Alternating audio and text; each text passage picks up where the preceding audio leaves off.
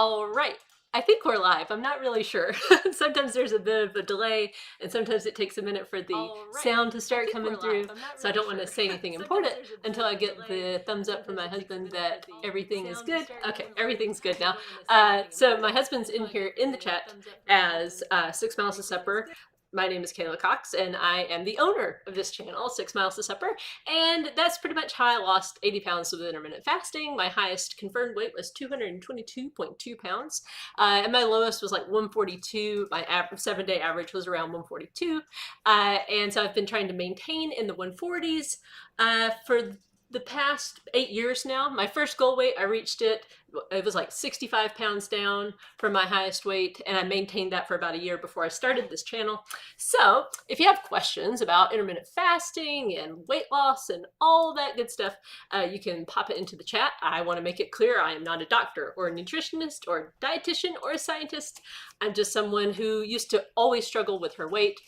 As a kid, I was usually overweight, although sometimes I would slim down. I was on diets all the time, all the time. Tried diet pills when I was a teenager, and eventually I got to the point where I was obese in adulthood. So let's see. So we've got some questions already. And also, just so you know, if you have a question that you don't really want to ask in a public forum like this, like so people can see your name attached to it, you can go to the anonymous form that I post on the post tab on this channel. I link to it. It's just a Google form. So if you have a question that you just want to put there, you can do so. I check those right before I go live. I don't check them during the live. I don't think Jay does either. So, so try to get them in, like if you can, maybe 15 minutes before the live starts. So that being said, if you do have a question that you'd like to ask, put it in the chat right now. We have several that we're going to get to. So let's see, my husband's pasting a longer one, so I'll go ahead and do one that came in on the anonymous chat last week. It's from Rob, and he asked, sometimes I feel the persistent belief that losing weight is very difficult is both harmful and can be untrue. Also, I am a food addict. Can this belief cripple us? And is it the demeaning voice of negativity in our head? That's a lot to unpack, but I have thoughts on this. So my first thought is I'm not an addict. I don't believe I've ever struggled with what people would term like food addiction. I've never been like a binge eater. I have read stories and heard stories of people who binge or who purge uh, or you know of people who are addicted to other substances, alcohol, that kind of a thing. And I would say my experience with all that, I've never had an addiction. I drink wine, but I don't have to drink wine. I you know like I don't feel like I've ever been to that point.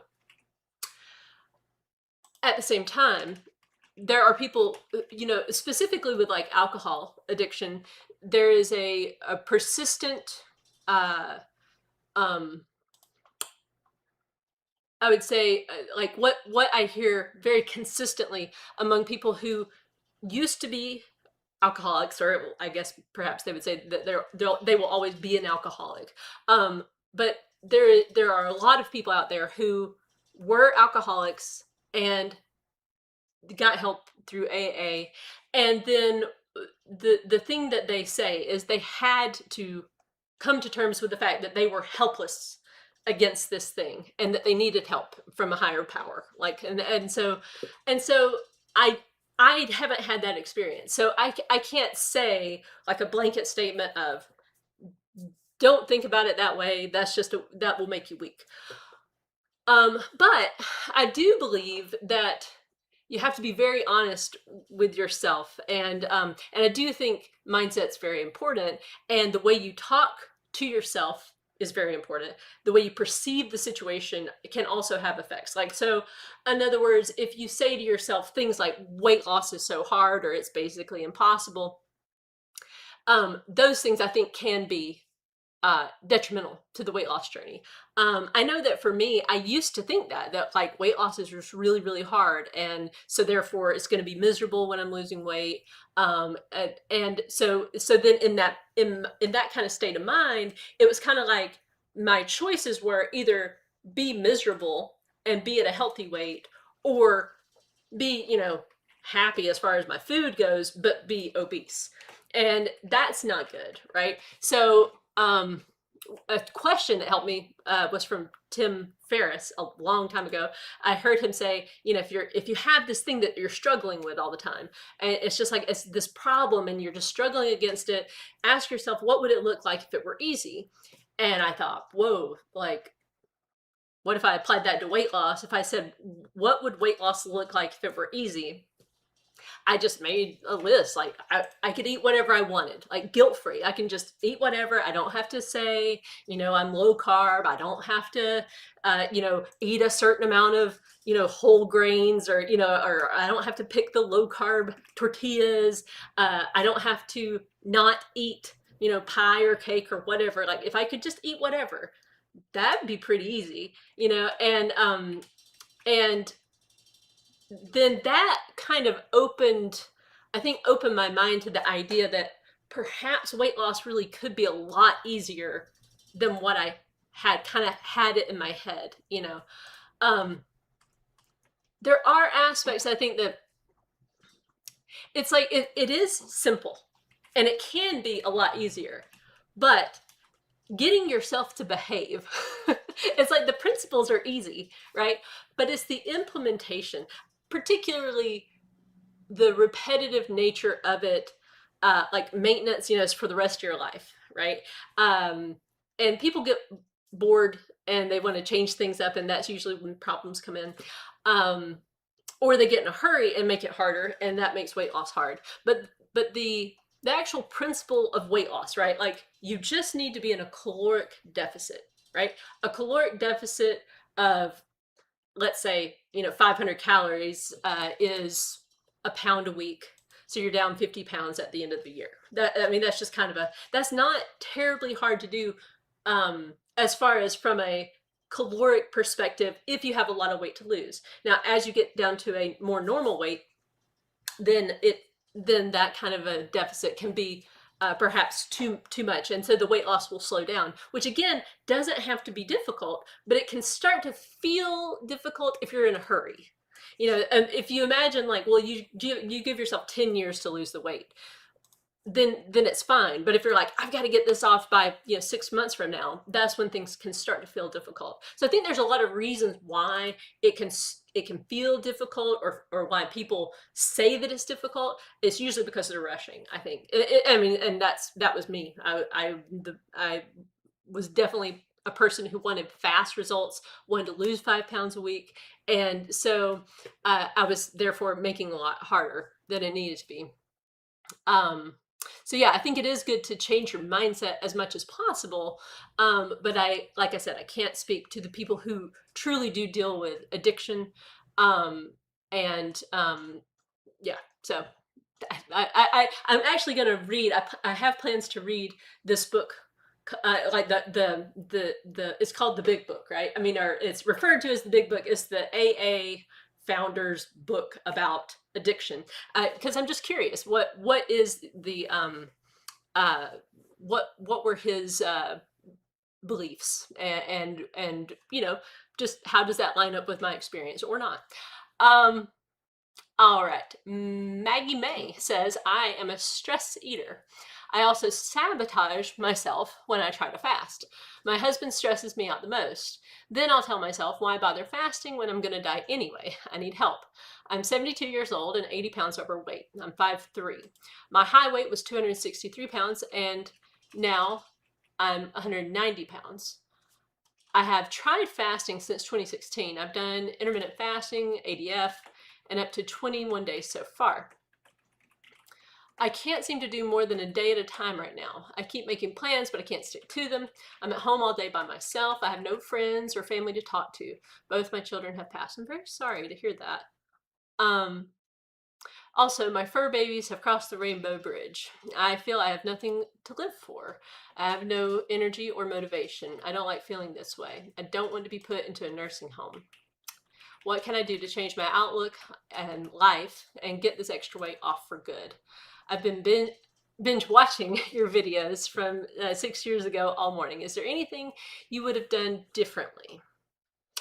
Wow. Okay. So first of all, my prayers are with you. That you're going through a lot of hard things, and but one thing is you have lost 73 pounds. Am I doing that math right?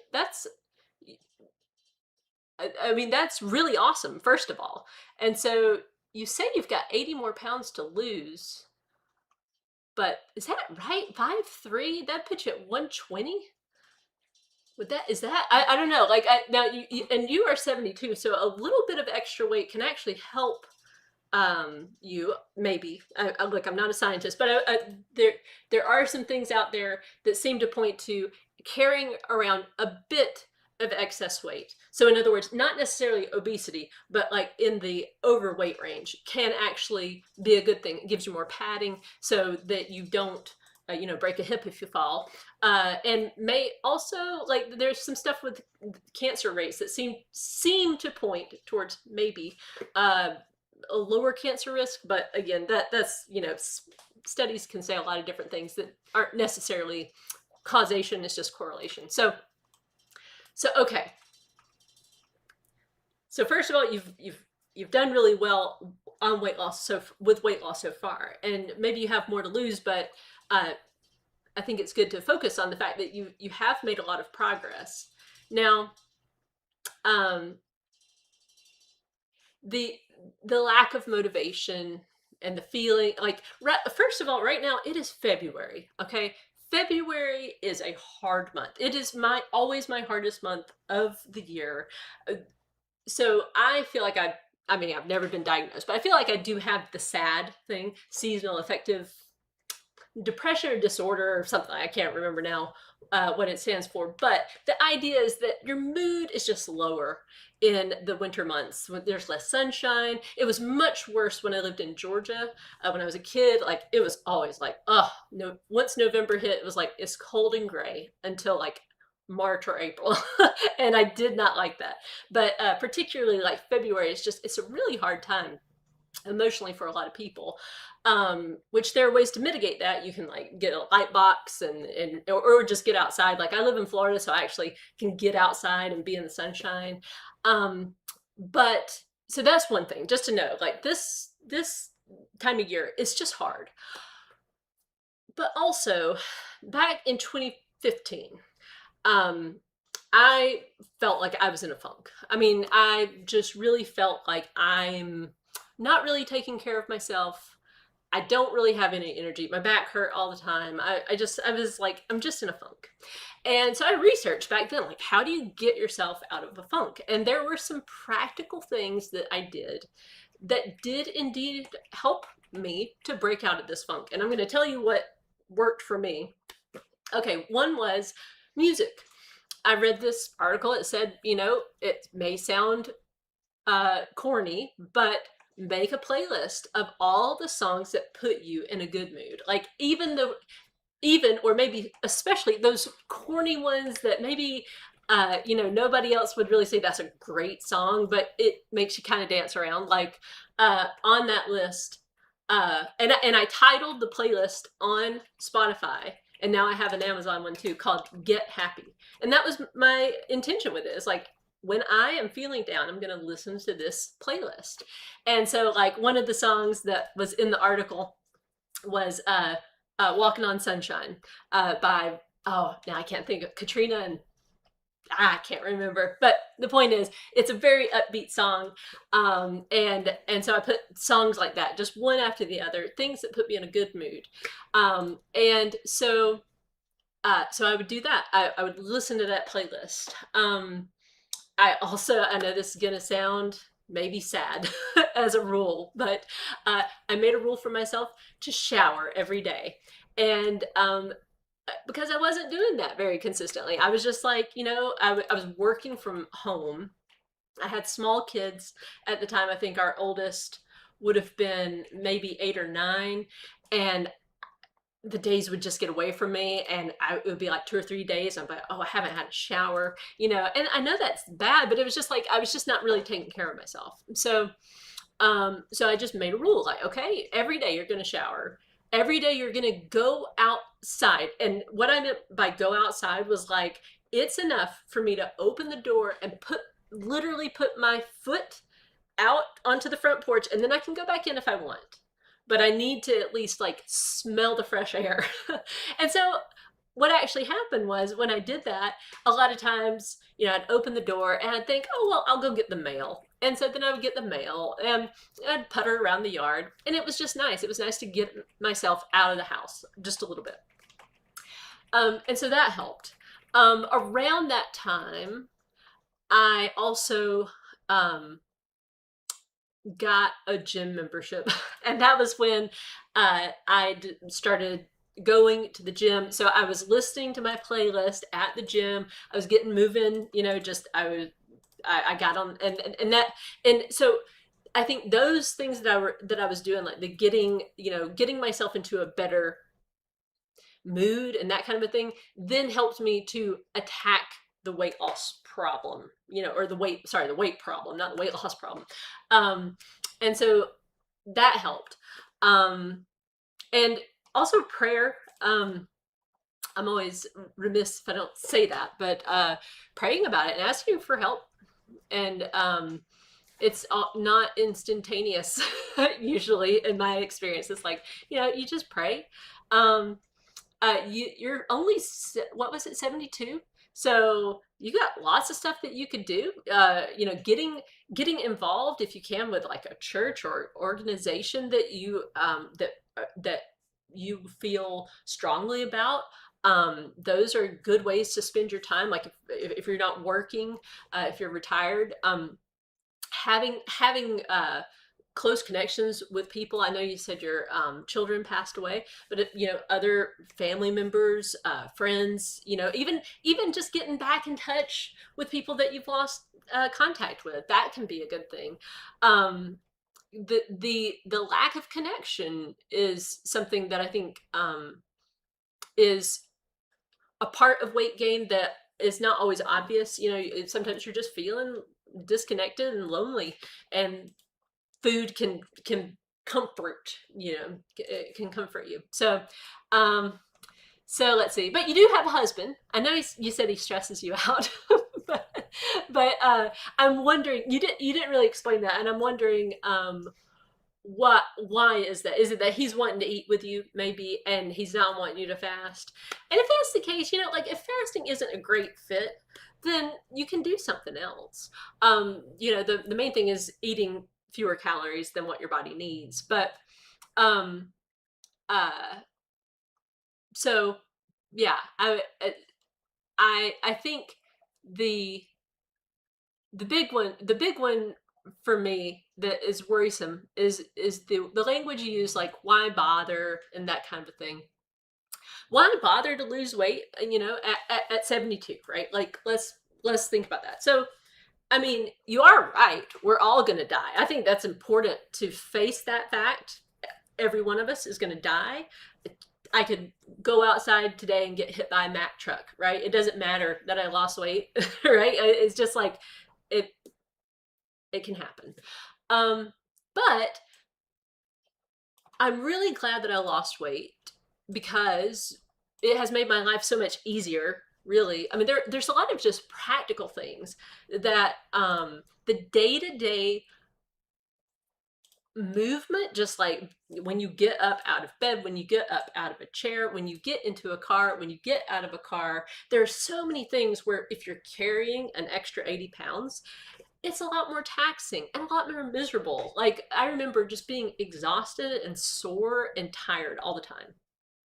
But when I lost weight, like, I feel so much younger. Like, I feel younger now than I used to feel back when I was 29. So not to say that you're going to feel like you're 29 or whatever, but the not having to carry around so much excess weight really did help improve my life in that way. And all these little kind of, you wouldn't even notice it kind of ways, um, but when you stop to kind of notice it, it's like, wow, yeah, I used to feel really miserable and not feeling comfortable in my own skin. That was hard. Kind of feeling trapped in your own body. And then once I lost the weight, I felt right again. Um, so, are, you know, is there anything I would have done differently? It's always so hard to answer that question because, like, if I feel like it's like, oh, if I changed that one thing, then maybe it would have changed everything, and maybe that would not be a good thing. I think I do wish I would have not been in such a rush. Like in 2015, I mean, I learned from that. But I think I probably would have had better results if in 2015 I had just slowed down and said, I'm just going to figure this out and it's all going to be okay. And, but I think it all turned out the way it's supposed to. So, okay. And so Maggie mentions she does have social phobia. Um, so, I am an introvert, and I also, back in the day, back in like 2014, 2015, I used to be really afraid of germs.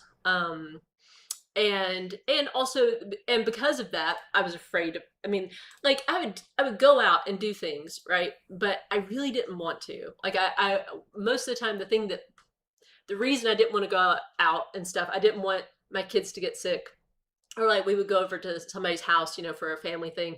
I was always worried the entire time. Like I couldn't even enjoy myself because I was like, oh, but what if we go? What if one of the kids is sick and then it makes our kids sick? I was also very afraid of vomit before. And sorry, I know that's gross, but I was terribly afraid of it before. Um, and so, like, one piece of advice I've heard, and I find it to be true, is that any phobia you have, the way to conquer it is to voluntarily approach it, which nobody likes to do. But like, if you are afraid of social situations, the way to get over the fear is to make yourself go and do these things, like go out and be with people. And I felt that way about like going to the gym. I was like, there's all these germs. I'm going to get the flu. I'm going to, and I just had to like, I just pushed myself out the door every time. Like, you're just going to go and you're just going to get over it. And I actually did, like, I got sick. Like it was just a bad cold or something. But I just kept going, and I just kept reminding myself, like, this is okay. Like, you're gonna be fine. Even if you get sick, even if your kids get sick, the sickness happens and then it goes away. Or, sometimes the sickness doesn't go away. And again, facing your own mortality, I think is important. That was an important thing for me to face. So, but I have found the more connection, the better when it comes to getting good people around you, good people that want the best for you, and forming those connections. It really is nice. We've joined a church a while back, and that has been great also. So yeah, okay. uh okay, Rob said, thank you for answering my question. He's eyeballing the M&Ms. What M&M? Oh, those are my husband's. Okay, so I did have some peanut butter M&Ms from a video I did a couple of weeks ago. Which one was that? Now I can't remember. Oh, 150 calories, like just how little 150 calories is and how it can derail your weight loss progress. So I had those on hand, but then those are his Valentine anniversary present from me to him. So that we have our anniversary and Valentine's Day are the same day. So that was a gift for him. But they are the best M&Ms, the peanut butter ones for sure. Okay. Cynthia White says, I keep going on a fast and end up giving up. I'm in the medical field and there's always so much food around. I'm married, but always by myself. Any suggestions? Whew, let's see. Well, that is hard. Like one thing that really worked well for one reason I think fasting worked so well for me and continues to work so well for me is that I'm at home, I work from home, and so there's not that. I mean, food is always around me, actually, in one way, because always like the kitchen's like 2 steps away, so I could go get a snack at any time. And a lot of times, people around me are eating. Jay specifically loves to just eat all day long, and he's skinny. Okay, so he's skinny and doesn't ever gain weight, um, or well, he's gained a little bit of weight. Not, I mean, but he's always been more towards the close to being underweight on the BMI, whereas I've always had the opposite problem. So, but the point is, he will eat all day long, and he's like right behind me, and so I hear him eating. I smell his food, but he doesn't like try to pressure me to eat or anything like that. So, so I don't know if what you're dealing with, Cynthia, is it that are people pressuring you to eat and so then you eat, or is it that, well, food's there and why not eat it? I imagine it's pretty stressful, being in the medical field. Hospitals stress me out, so I can't imagine being in that kind of environment. So one thing that I think is useful, if you just start to notice, if it is the thing where it's like, well, the food's just there, it's not really that anybody expects you to eat or wants you to eat, and it's just, you're just, you know, eating because it's there. Paying attention to what's the trigger behind that. Like, so in other words, is it just pure habit? It's like whenever I walk by that desk that has that bag of M&Ms, I just always grab a handful. Or is it like you're tired, or your boss yelled at you and now you're stressed and you grab something, like, is there something else going on? And that can be useful, because if it's other stuff going on, there are usually better ways to deal with that. Journaling, going for a walk, things like that. If it's the fasting is too hard, so like you're too hungry, like you're so hungry, the level of hunger is just like unmanageable, and then therefore you eat because it's like the food's there and it's just too tempting, then I would say your deficit is too high, and you should eat a little bit more food so that fasting feels easy again. Fasting should not feel difficult, I would say. Like it should feel very doable. Any weight loss plan, I would say, it needs to feel very doable. In other words, like while you're doing the plan, you shouldn't feel so much hunger that it's like, I can't think of anything else except for food right now. I'm that hungry. You shouldn't be having headaches. You shouldn't be, feeling nauseous, anything like that. If you're experiencing those things, your deficit is too great. When I'm going to specifically talk about the period of time when I was losing about a pound a week. So that's when I had the most weight to lose. The level of hunger was like probably around, I don't know. If I was going to be doing OMAD, I'd say I would be eating around 6 or 6:30. So probably around 2 or so, I'd start to feel like I'm hungry, but it wasn't like, I'm so hungry, I can't think right now. It's just like, I'm hungry. And feeling that kind of like that depletion, right? Not to the point of like, I can't move, I can't have any energy. Like my energy was good, but I'm like, I'm hungry, I could eat right now. So for a few hours feeling like that, which indicates, you're in a deficit because your body's asking for food and you're not giving it to it. So, but it always felt very doable, is the point. So those are some things I would just, I would think about if I were you. Ultimately, weight loss and then maintenance is about having a permanent change in your relationship with food in some form or fashion. And clear boundaries is, for me, what works. I can always justify if I were just to go back to eating, all day, I just graze, do whatever, and my goal is like just be in a deficit or just eat the right amount, I can always justify that next bite of food, that little snack here or there. I lose track. I am bad about losing track of time, losing track of how much I've eaten that day, and that kind of a thing. So it really works well for me to be like, this is very clear. You eat one meal a day, and so that's what you do.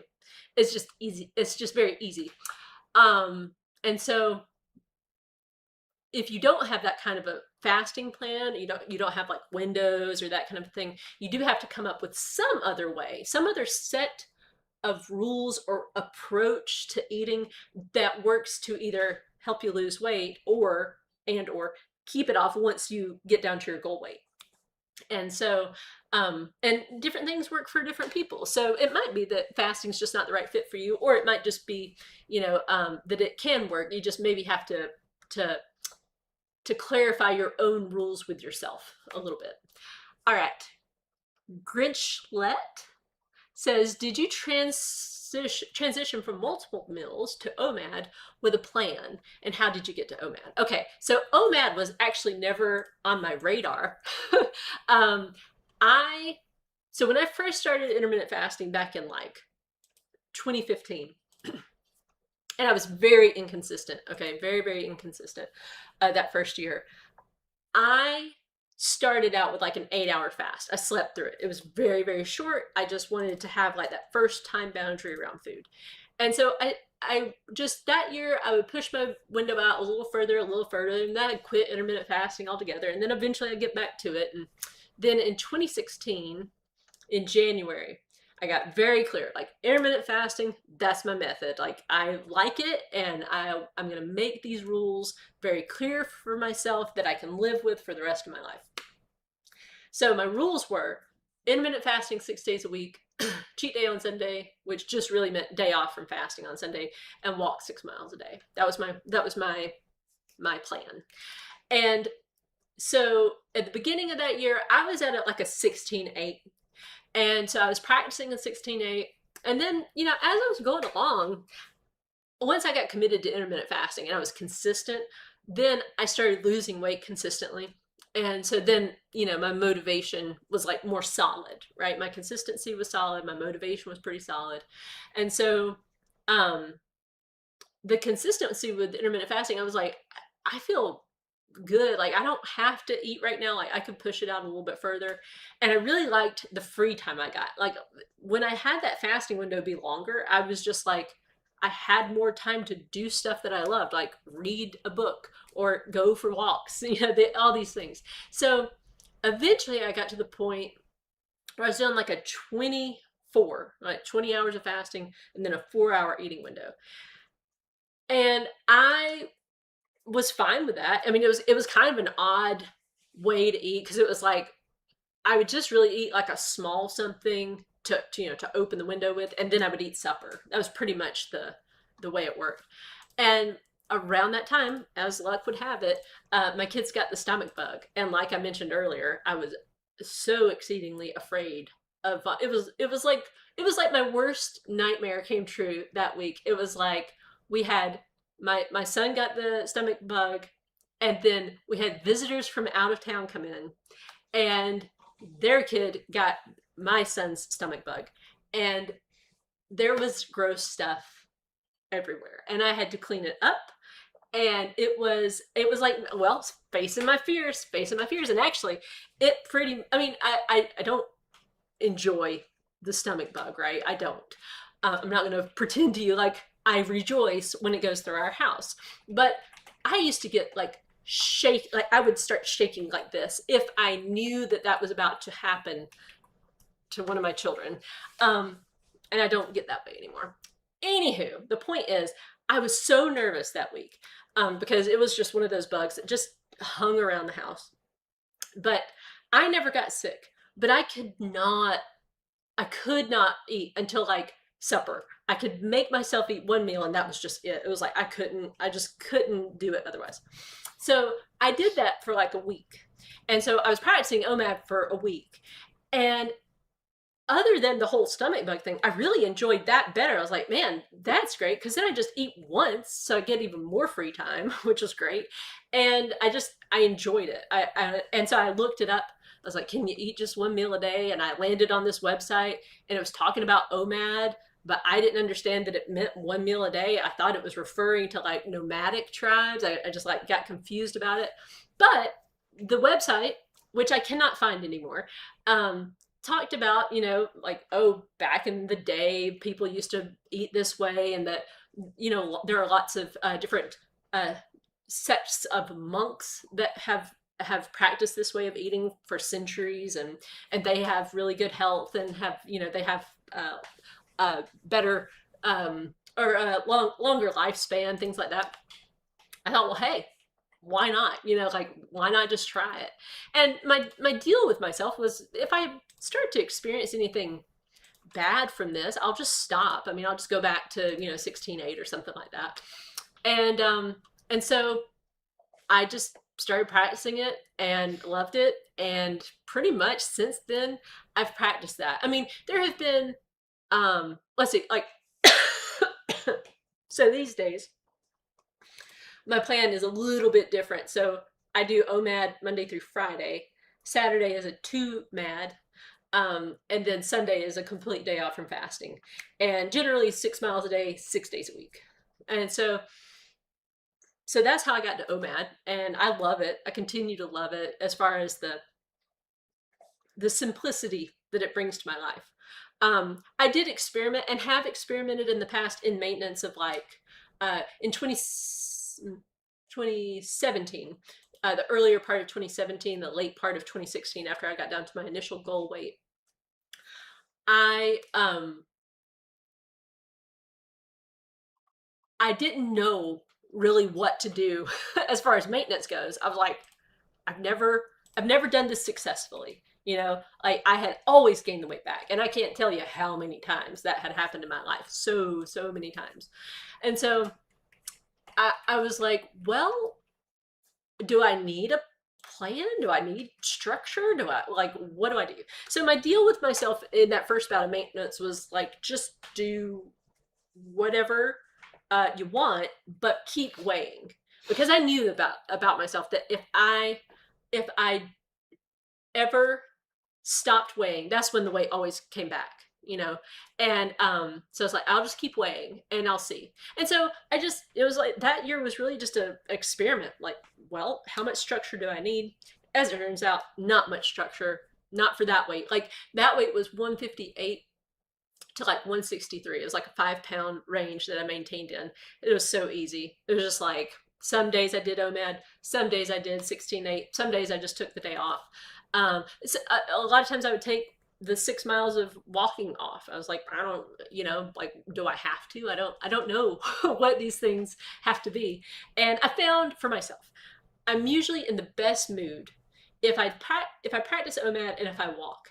I get more done, oddly, when I walk 6 miles than when I don't. And I'm in a better mood. And the OMAD too just puts me in a better mood. So that's what I landed on for myself. Okay. Let's see, next question. Ahava Rat 777 says, I'm curious what features are in the workbook. Well, the workbook.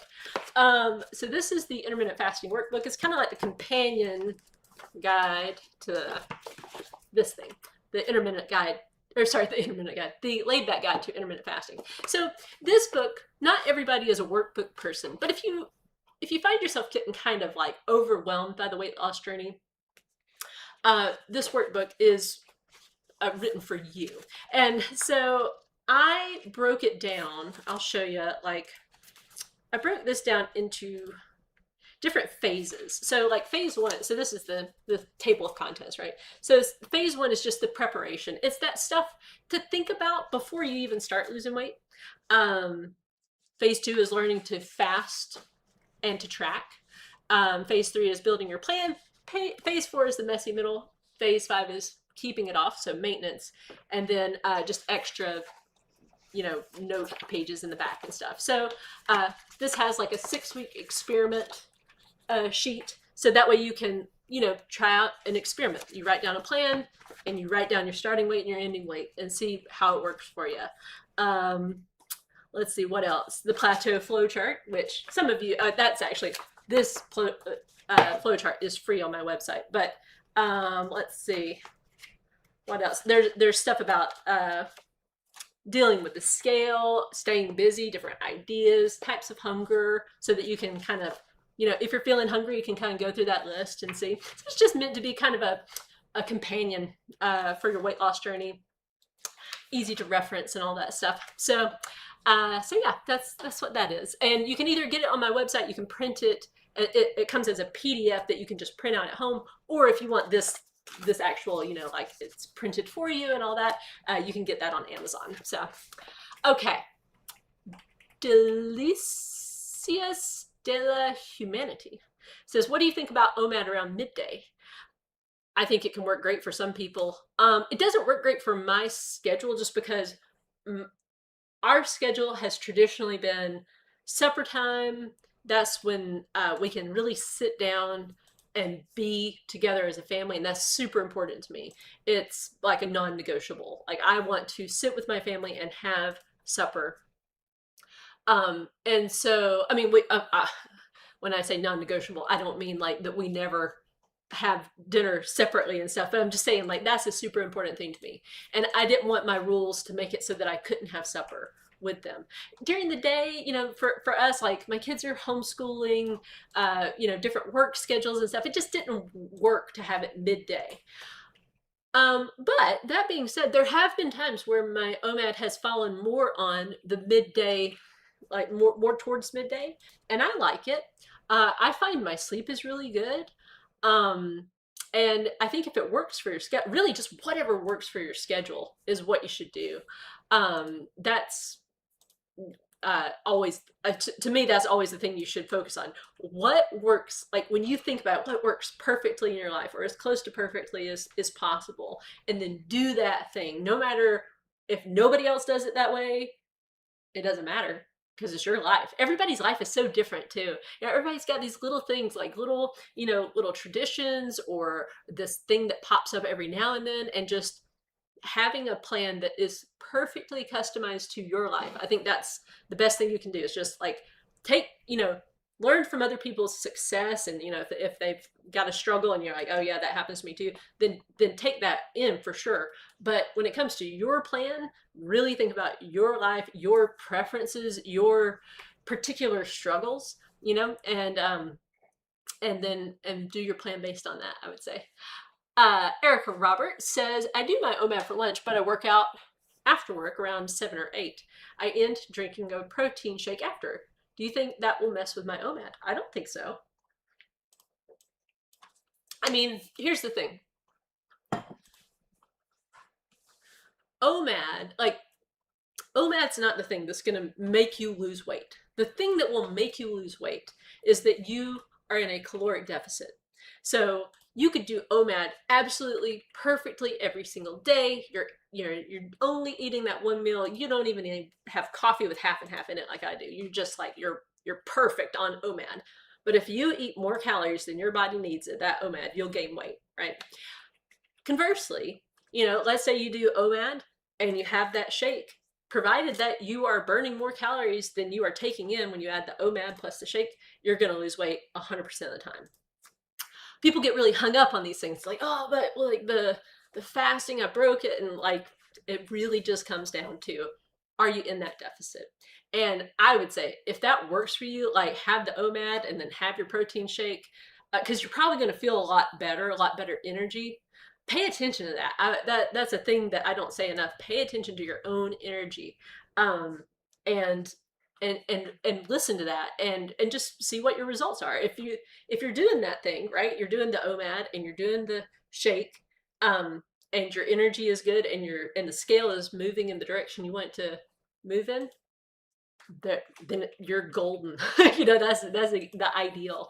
Now, if you're finding it's like, I really need the shake, but the scale is not moving down, well, then you're probably going to have to eat a little less of the OMAD, or have a little less of the shake, or maybe a little bit of both. So have a smaller shake, slightly smaller meal, maybe, but just, you want to have good energy, and you want the scale to be moving down too. So, Kath Jen says, did you stop at any time, or were you consistent?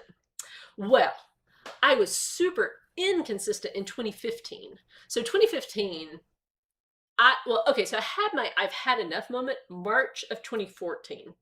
And so I struggled for like a year. Well, it was just analysis paralysis, just sitting there for a year trying to figure out what's the best plan and researching everything to death and just not really doing anything that's actually going to take the weight off my body. I mean, I would do some stuff, but never consistently. I'd be like, I'm going to go run 3 miles every day. And I would do that for maybe a week, and then I'd quit. And I had like plantar fasciitis back then. I guess due to the weight, because that went away once I got the weight off. But so I would quit all the time, and then and I wasn't weighing in 2014. I was so afraid of the scale, and so in 2015 I started going to the gym. So February of 2015, finally got on the scale, saw the number. It was far higher than what I thought it was going to be. I thought I was going to see 185 at the max. It was 222.2. And so still, I was going to the gym very consistently that year. 2015, very consistent with going to the gym or being active, because I did hurt my back in July of that year. And so I was at least staying active, though, doing something after that. And that's when I really got consistent with steps. And so in the end of 2015, so December 2015, I almost quit completely. I was really frustrated. I had been weighing every day, I had started the year, started in February when I started weighing 222.2, and I was ending the year at around 205.8, I think. I could be wrong on the numbers, but I was hovering over 200. And for the amount of work I felt like I put in that year, I was so frustrated. I was like 15 pounds. Like it was so frustrating. Maybe it was 203. I can't. Well, no, that would be right. 205. 205 would be right. So I was really frustrated. I was really just like, why am I even bothering? And so I luckily had been keeping track of objective data, which my weights were the objective data. And I had a spreadsheet. So I looked at my spreadsheet. I was just like, okay, I've got to learn. There's something I can learn here. Like what's actually going on? Why did I lose weight at one point and now I haven't been losing weight and I'm actually regaining weight? Like, what is the deal? So I started looking at my notes. And so on this spreadsheet, I had, my weights, but then I also had my notes. Now, I think it was once a week I would put in my notes for the week. So it wasn't daily, but it was a pretty good glance of like what's actually going on. And so here's what I saw. I quit all the time. It was like, oh, I'm going to try this now, or at one point I wrote, intermittent fasting doesn't work, so I'm not going to do that anymore.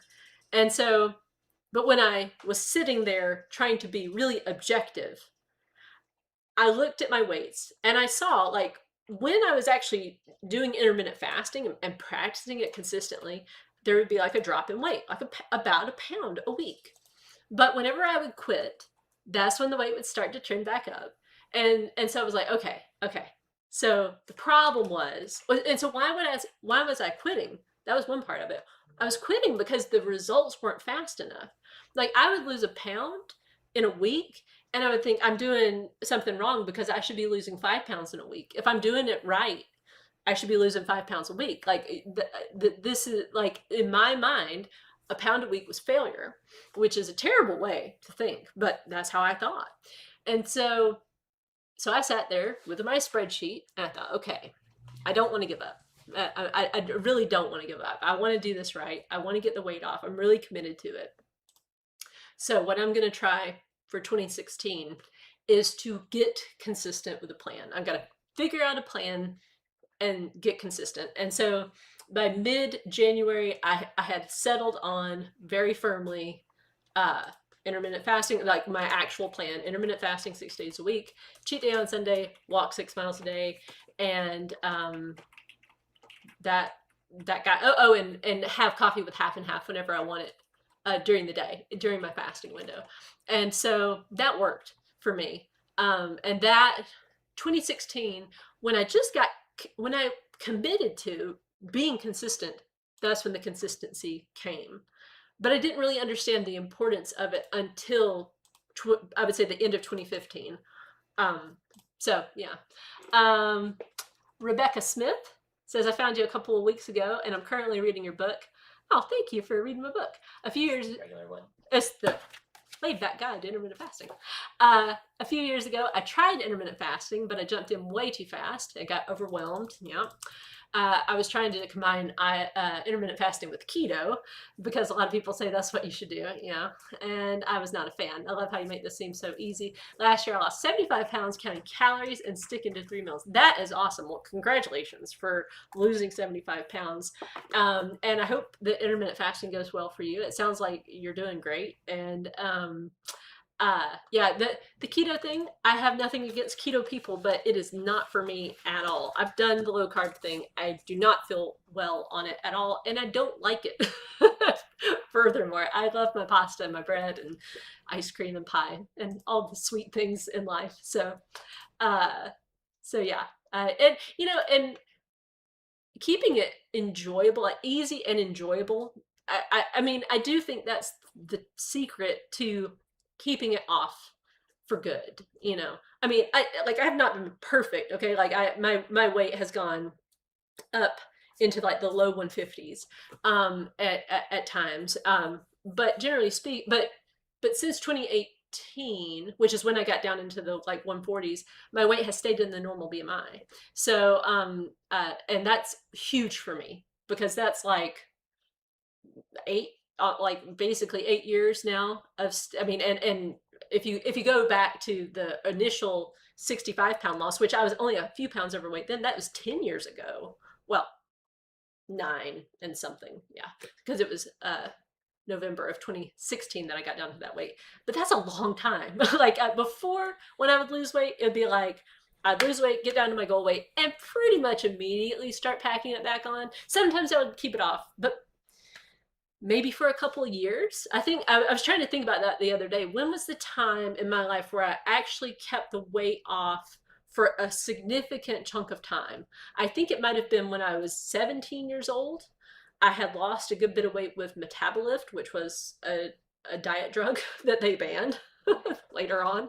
But it was, I think I stayed at a fairly good weight until he went to Iraq. I gained some weight, lost some weight, and then after that started having kids and then really struggled with a lot more weight. Like I gained over 60 pounds with my first child. So, okay, let's see. Christy's Kitchen says, do you think this will work for type 2 diabetes? I'm very insulin resistant and struggle to lose weight. I have 50 pounds to lose. I want to stay off meds. I've tried ADF, but I keep failing. So a lot of people have told me, I've not had type 2 diabetes, but my understanding is basically losing weight down to a normal BMI helps a lot of people as far as improving their numbers and that kind of thing. Now, and basically, if you get yourself into a deficit and you keep yourself there consistently, it will bring the pounds off. Now, is it possible that you get down to a normal weight and you could still have numbers that would, not be great? Yeah, I mean, that happens to people sometimes, but it just seems like based on the research I've done, losing weight is definitely correlated with better blood sugar numbers, etc. Definitely talk to your doctor about all this stuff. But because it sounds like it's pretty mild because you are not currently on any kind of medications, right? But so 50 pounds, if you want to lose 50 pounds, and let's say you've got a good bit of weight to lose. I don't know how much you have to lose, right? But if you're obese or very overweight, a pound a week is very reasonable. And I think you could do that no problem. If you have no, well, I would say, just weighing yourself daily. Because you don't really have to count, like, I don't count calories. I hate counting calories.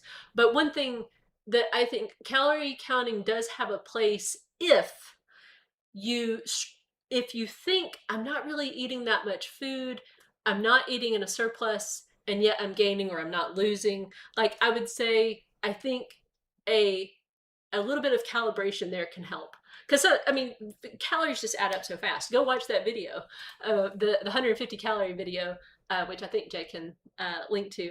Um, it's just a tiny amount of food, and it can add up so fast. And it's easy. It's easy to eat like 1,500 calories at one meal. So just, like that, and so that can make weight loss feel harder if you feel like I'm not eating too many calories and yet I'm struggling. So I'd say make sure you're in a deficit, watch the scale, and just have reasonable expectations of yourself. So in other words, like, just don't don't make your deficit too difficult. Focus on consistency first. Consistency with your plan, because it sounds like like you said, you keep failing. You're doing alternate day fasting, which I feel like would be harder, but I don't know. I would start with a very short fasting window, work on getting consistent with that, and then slowly push it out. And then, why you have that longer window, right? The longer eating window, just do your best to eat the right amount of food, and be forgiving of yourself, and then just work on it. Just, a little bit, 1% better every day. That's my best advice. Egg Button says intermittent fasting is a very powerful weight loss method. 33 pounds lost so far. Congratulations. You've been my most valuable guide. Well, thanks. Your point to eat anything was the key to success for me, because it kept me on the intermittent fasting plan. Pizza, spaghetti, ice cream, chocolate cookies made the difference. Yeah, I mean, because it's for the rest of your life, really, and the thing is, you have to learn how to eat that stuff. Like, either you're gonna get rid of that stuff forever, or you're gonna have to learn how to eat that stuff and maintain your weight loss. And so learning how to just eat everything guilt-free, just eat until I'm full. And then once I got to maintenance, it was like, oh, there's really no change here. Like, I'm still able to eat all the stuff. Because before, it used to be I'm restricting all these foods, and then I go back to eating them all. And then and I was like, I have no clue how to do this. So, all right, next question. Vera, if someone gains all their weight back on OMAD, does that mean it is not the right plan for them? Most people do gain their weight back, so I'm wondering if it means they did not pick a good plan for them. Also, can you show us a couple of pages from your notebook? So I did do that already.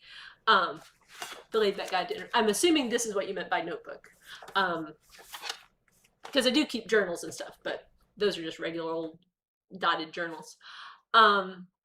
So if someone gained all the weight back while they're eating OMAD, see, that's what I'm not sure. I guess, like, if someone gains all their weight back on OMAD, so I'm assuming this person lost weight on OMAD, kept practicing OMAD, and then gained all the weight back. So does that mean that OMAD was the problem? It sounds to me like in that situation, probably the way it was implemented was a problem. See, people do all different sorts of plans. So, if you combined it with something that was super restrictive, that might have been the problem, or if maybe you were just too strict with the idea of OMAD. But a person who, like, let's say they lost the weight with OMAD, and then they gained it all back on OMAD, they changed something though. Like, so when they were losing weight, they were eating less food on OMAD, and then when they were gaining weight, they started eating more. I think that any time regain happens, even, sometimes it's all of it, but sometimes it's, just a few pounds, it can always teach you something. Maybe it was like, maybe you still stress eat. Maybe you still eat too fast. Maybe, like, maybe you're using food to numb an emotion.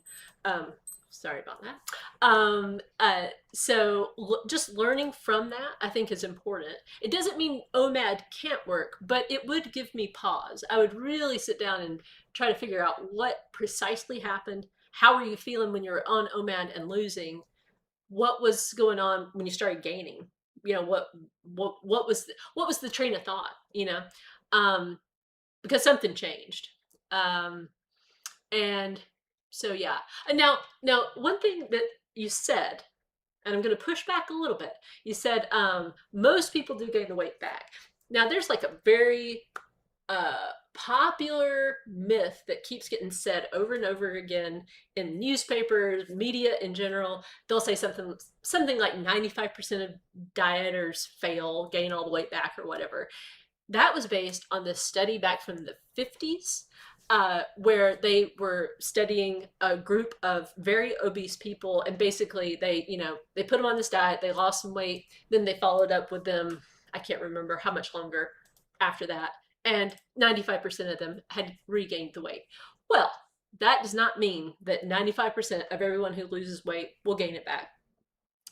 It's not really well studied. So many people who lose weight, like they figure out like, oh, I've gained weight, and then they figure out how to lose weight, and you never hear about them. The scientist never knows about that happening. So so we don't really know how common it is for people to regain the weight or to keep it off. I mean, I can tell you, just based on my own observations of people, I've definitely seen people struggling with their weight.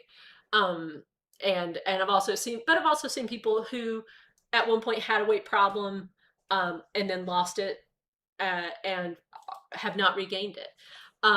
So that can affect your mindset. If you think it's kind of like an inevitable thing, that can definitely trip you up on your maintenance journey. So so you can definitely keep it off. It's just, a matter of, you got to keep doing those things. Okay. Last question. My husband and I have both been doing lunch only for the past couple of weeks. We've found it really beneficial. My only caveat is when friends ask me to go out to dinner. So I assume you mean by caveat, I think what you're saying is that if your friends ask you out to dinner, then you go, which I think is fantastic. That's exactly how I handle all those things. Like, I do OMAD in my life in general, but if my sister comes into town, she's like, let's go out for breakfast, you better believe I'm going out for breakfast with my sister, and I'm not going to think twice about it. I'm going to enjoy the time. Or even if she wants to go out for breakfast, lunch, and dinner, I'm there, because it's just, a temporary thing, a little temporary interruption to the plan, which I have found makes the plan a whole lot more enjoyable and therefore sustainable. All right. Well, thank you guys so much for joining me on this live. I hope you found it useful, and I'll see you guys next week, 2 p.m. Fridays.